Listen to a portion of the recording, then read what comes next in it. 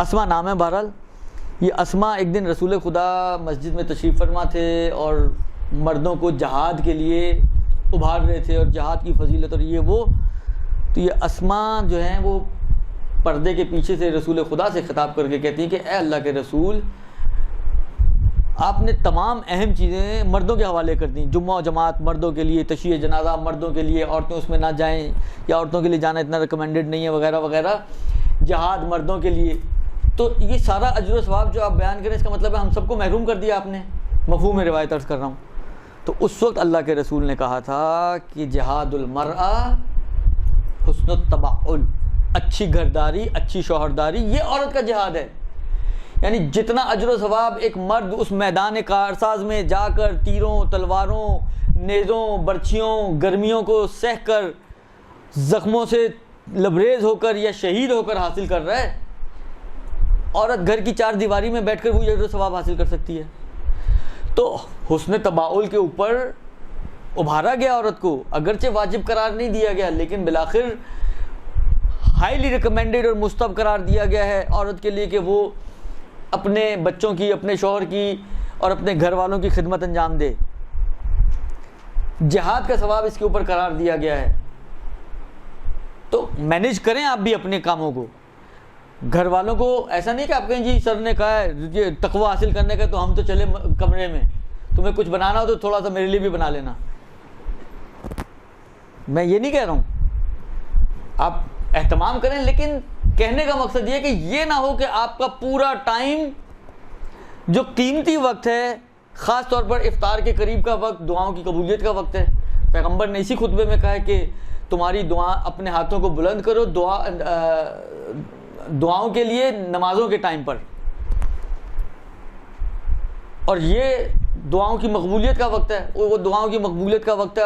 خاتون خانہ کو فکر پڑی ہوئی ہے پکوڑوں میں نمک ٹھیک ہے، سموسے کچے تو نہیں رہ گئے. یہ آخر تھوڑا سا، اب میں نے کہا نا کہ دیکھیں تھوڑا سا میں مردوں کو بھی عرض کروں گا کہ وہ تھوڑا سا وہ بھی کمپرومائز کریں. ضروری نہیں کہ ہر چیز جو ہے وہ چولہے سے اترتی ہوئی کھائی جائے. رمضان ہے، تھوڑا سا آپ کمپرومائز کریں کہ وہ تھوڑی دیر پہلے، مثلا آدھا گھنٹہ پہلے افطار کے ٹائم سے وہ افطاری تیار کر لے تاکہ وہ اس آدھے گھنٹے میں وہ بھی خدا سے تھوڑی سی راز و نیاز کر سکے. آپ بھی کریں، وہ بھی کریں. آپ لوگ لے کر بیٹھیں تو بچوں کو بھی لے کر بیٹھیں، بچوں کو بھی عادت پڑے. ہمیں جادو چاہیے بچوں کی تربیت کے لیے. دعائیں بتا دو، وظیفے بتا دو، کرنا کرانا کچھ نہیں ہم نے. آپ اجتماعی طور پر کوئی چھوٹا سا 10 منٹ کا صحیح افطار سے پہلے کوئی پروگرام بنائیں کہ 10 منٹ آپ لوگ وہاں بیٹھیں افطار سے پہلے. مثلا انا انزلنا کی تلاوت کا ثواب ہے، سورہ قدر کی تلاوت کریں اجتماعی طور پر، فاتحہ پڑھیں. کوئی اگر ہمت حوصلہ حدیث کے ساتھ پڑھ لے، کوئی بالآخر کوئی ایک اجتماعی چھوٹا سا بچوں کے ساتھ ایک پلان کریں پروگرام.